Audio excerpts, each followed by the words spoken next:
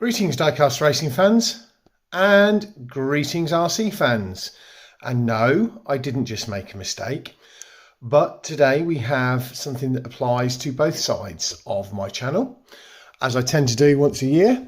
This one I picked up just before Christmas from B&M's for $12.99. There is another version of this, but this is the Rodger Dodger, and it is a Hot Wheels RC. So we'll get into the unboxing in a minute. Don't forget to do the usual things: like, comment, subscribe, and please do share to Facebook groups. So I didn't purchase this one, but in my local B&M store I saw this version, which I would actually have far preferred because it's got the blue and stuff on it, but I couldn't justify buying another one. It's a 2017 Nissan GTR R35 version of this same thing. I will stick the slide in probably before I put this clip in. So let's get down to the unboxing. It does come with a piece of track. I have opened it up to have a look inside, but we'll get down to that in a second. I'll do the usual going over the box. So Hot Wheels RC. Let's hope this is better than the last one, because the last one was a bit naff. Sorry for that. One of my friends ringing me and I forgot to put my other phone on to airplane mode. So the classic Rodger Dodger in red, so in Keldon Ravens colours. So I might try and pick up the Nissan GTR and then Keldon and I can race them, which could be quite fun. There's a lot of information on the boxes.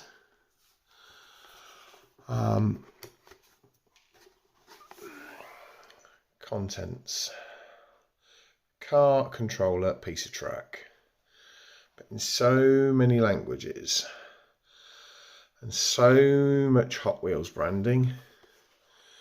We've got the track builder, unlimited, and that. I am going to try and run this down the track later. I have cleared up the excuse me, the wing over in between filming. So let's get it out of the box.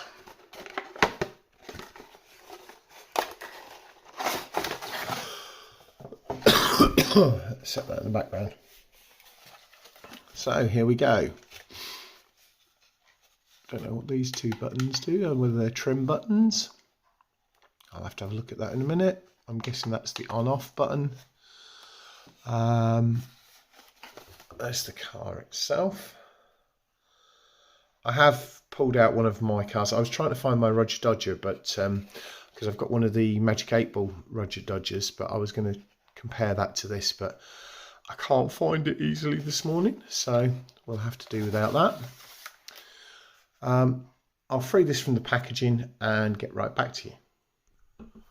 Right, so the controller comes out. You've got just two of these little twisty things that go in the back of here into the cardboard. We will get onto that in a minute. You've got a screw there that needs taking out, and this is where the charger part is for the car. You get the car itself, which is quite funky but has virtually no ground clearance. So we've got, turn it around, we've got just here, let's see if we can get the light, off and on, charge port at the top, 2.4 gigahertz, got an internal battery to it. Could be fun. I got some of my fake grass out to put down. You get this piece of track, which will be useful. Just taking a standard piece of orange track, and that connects into that. This is an older piece, so it doesn't have the indent on it. But yeah.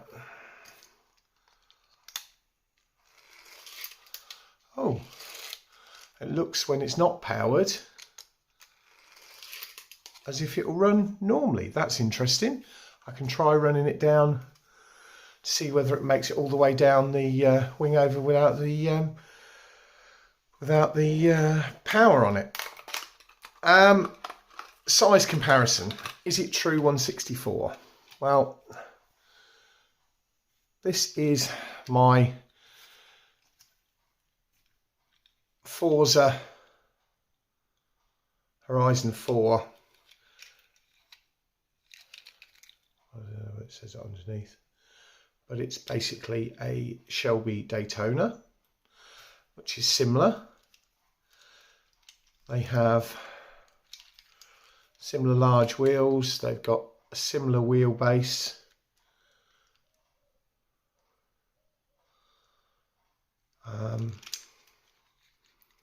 Size wise, it looks like it, you know, it is going to be a true 1/64, which is good. I'll set that at the back there. Now, this is the world's largest single sheet instruction manual, because it goes out to there, like that. Right. It's going to cover the whole of this table, pretty much, because it's all in so many different languages.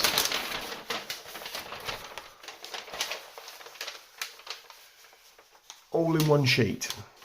One sheet. So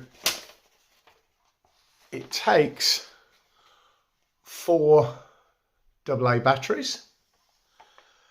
So I suppose the next thing to do is put the batteries in and have a look.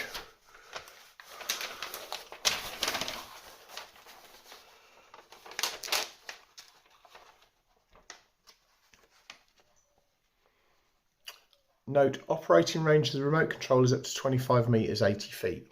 So that's pretty good.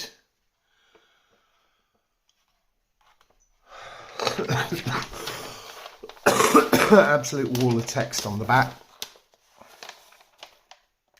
Low battery.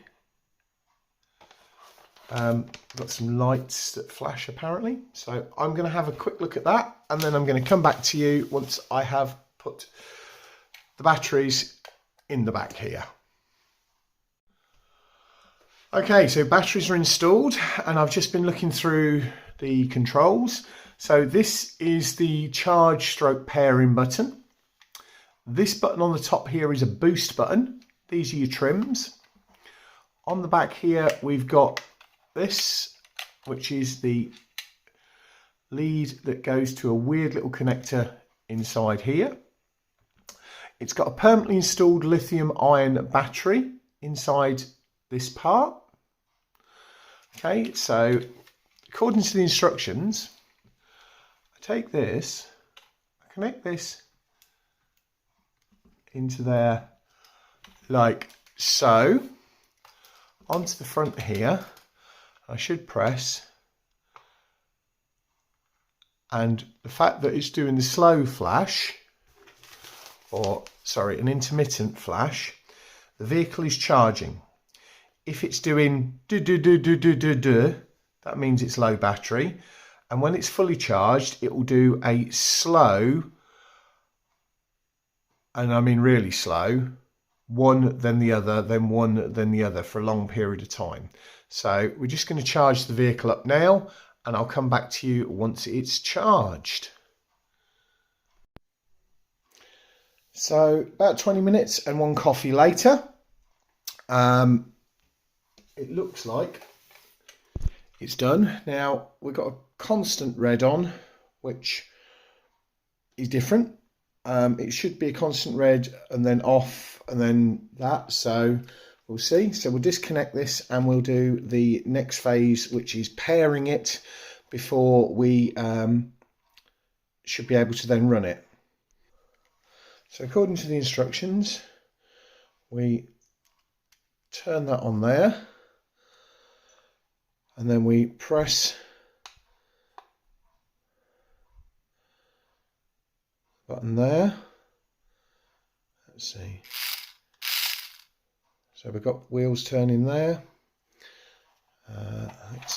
Oop.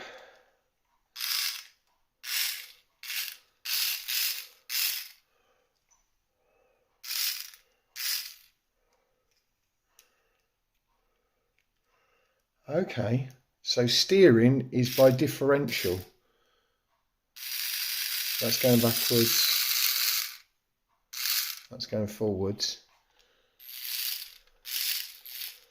Okay, let's have a look.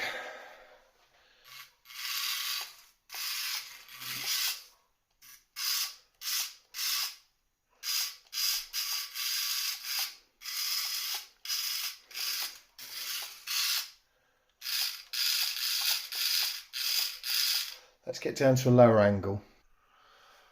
Right, I've taken the grass off because of the ground clearance.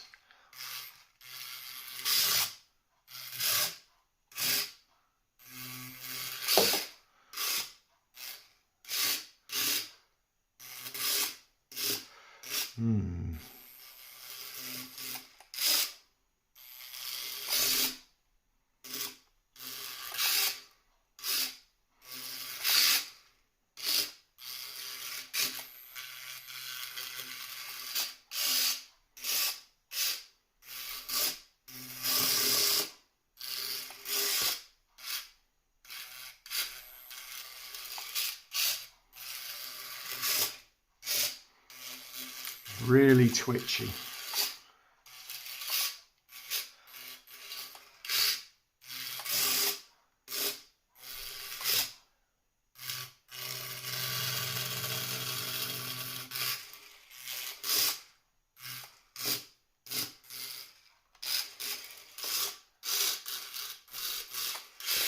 Ground clearance is next to none.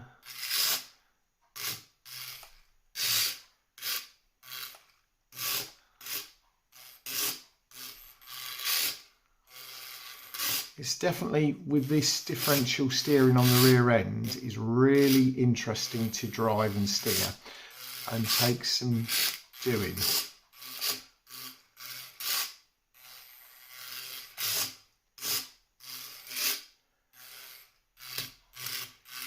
But it's got some go, and I'm not even using the boost button. So we'll see what happens. I'm going to try this. I've got the A11 track here, so I'm going to just, for cinematic reasons, I'm going to run it down that from the fixed camera position, and then we'll put it down the wing over. Right, so this is the top half of the A11 Outlaws track, and yeah.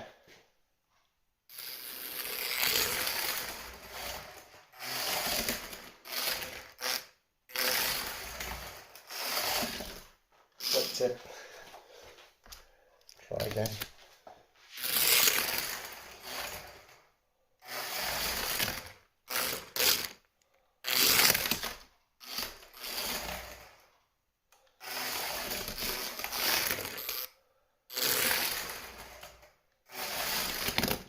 Flipped it. So that's fun.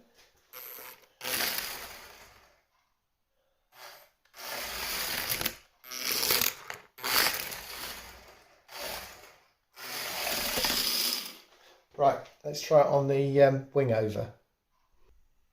Right, here we go with the wing over track. I've not got everything all connected up. I'm going to film hopefully today or tomorrow top 8, bottom 8. So we'll put the car in for a start and just let it run manually and see what happens. It gets down to the bottom corner, doesn't go too far. Right, we'll try this under power now and see whether it can make it all the way round the bottom there. Right. What a rocket ship. What a rocket ship.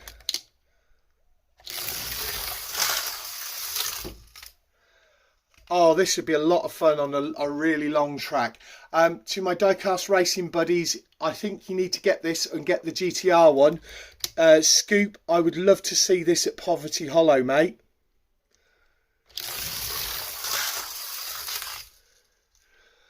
Let's try it in reverse.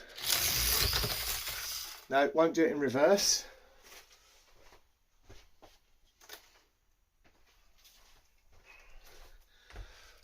Right. The boost button, my lord, was that fast. Wow.